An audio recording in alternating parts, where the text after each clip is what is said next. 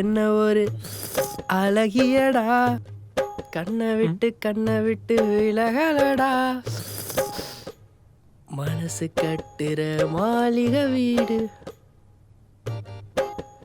G என்ன? நீங்க உங்க கல்யாணத்துக்கு அப்புறம் எங்க இருப்பீங்க? என் ஒய்ஃப் கூட இருப்பேன். இந்த கம்பெனில தான் இருப்பீங்களான்னு கேட்டேன். ஆமா, இந்த ஆபீஸ்ல தான் இருப்பேன். அப்போ உங்க ஒய்ஃபு? அவளும் இங்கே தான் இருப்பா. ஆனா நம்ம ஆஃபீஸ்ல தான் கப்பல்ஸ் ஒர்க்கிங் நாட் அலோட் ஆச்சே.